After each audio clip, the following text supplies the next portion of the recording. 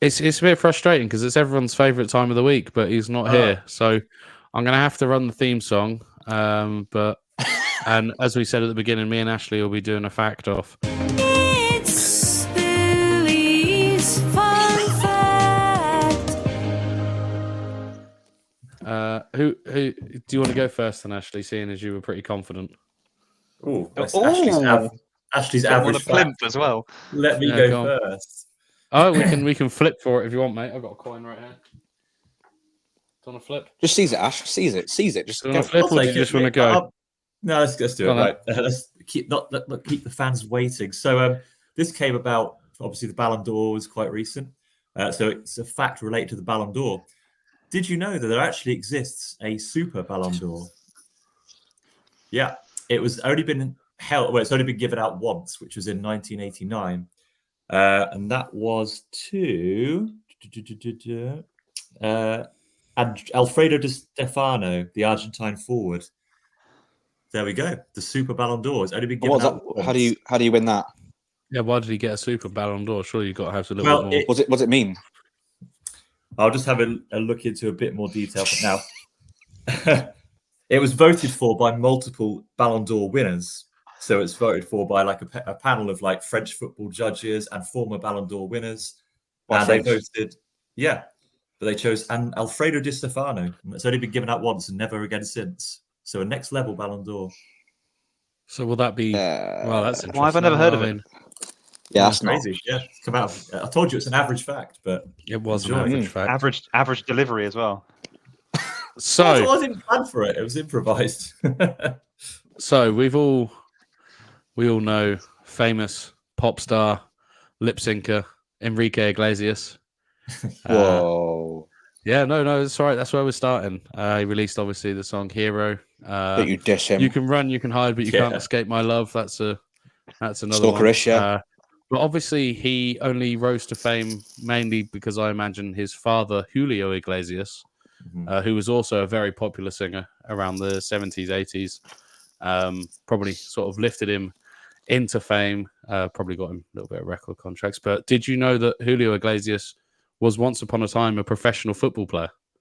And he played in goal for Real Madrid. Well, yes. Real Madrid Castilla. And that's the B team, I think.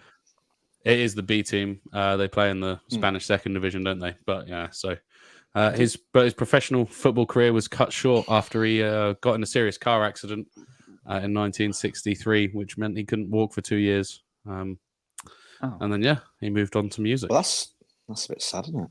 It is a bit sad, but it probably worked out for the best because he had a very successful music career. Can I ask a question related to this fact then? So Real Madrid Castilla, who are in the division below Real Madrid, what happens if they got promoted? I don't think they can. I don't think. Oh, right. They can't go up. Great. I don't think they can because they are essentially Real Madrid's B team. So they win the league and they got to give it. Okay, I'm not going to get into all this right now. Okay, cool. Yeah, I don't know. And then his son released a single called "You Can Run, You Can Hide," which you can't drive. Yeah, you can't drive. Can't play football anymore. Do you know how many caps he got?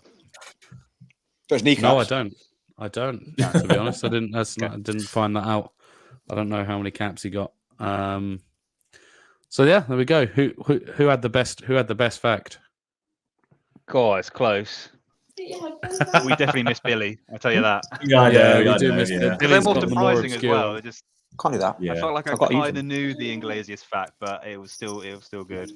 I felt like I wanted to know more about Ash, and I think you needed to provide more. So it was a good starting point, but I think there needs to be another little bit under there. So I'm going to go with Mr. Hind. Yeah, thank you. Sam, do you have a different opinion? Yeah, I don't think either were spectacular, but I think. have you got anything else to add? I feel like throw something in, Sam. I feel like by the end of the podcast, I'll be able to have thought of something in my head, and then might beat both of those. Come back to me. Make sure we can come back. We can come back to you. There we go. You got one. Well, the thing is, I didn't actually. It's been a long day at work. I didn't actually think of it off the top of my head. I just sat here and Googled football fun facts, and actually, I did find one. There's actually a page of 100 of them, which I could sit and go through. We're already on 87 Billy, minutes, so I might not do you that. revealed Billy's secrets. There is only one player that has ever played in the Premier League whose entire surname is made from Roman numerals. I'd love it if someone just came out with it. It would be brilliant. Vidic. Oh my God. Pardon? Vidic. Oh, wow. Fair play, Liam. How did you That's do got to that? be right. Yeah, that's It is great, Vidic. Liam. VIDIC. Great. Yeah. Wow, that's impressive. There was a couple of other contenders that I wanted to use. One being that Chelsea are the only team that have ever held the Europa League and the Champions League at the same time. That's pretty interesting. Like, how does that actually happen? So the reason it says it says here that in 2012 they won the Champions League. The following team with Rafa Benitez at the helm, the club won the Europa League final, and the Champions League final was 10 days later. So they actually for 10 days held both titles. Right. Yeah, no, that does make sense. Yeah. And then the last one was Portsmouth Football Club hold the record for having held the FA Cup for the longest amount of time, which was 7 years, despite only winning it once in that time. Was that during the World War or something? It was indeed during the World War. And actually, I tell a lie, one more. In 1967, Wolves, Stoke and Sunderland played their domestic football in America. As the newly formed United Soccer Associations took 3 teams. They called them LA Wolves, Cleveland Stokers and the Vancouver Royals. The Cleveland Stokers. It's the worst English team.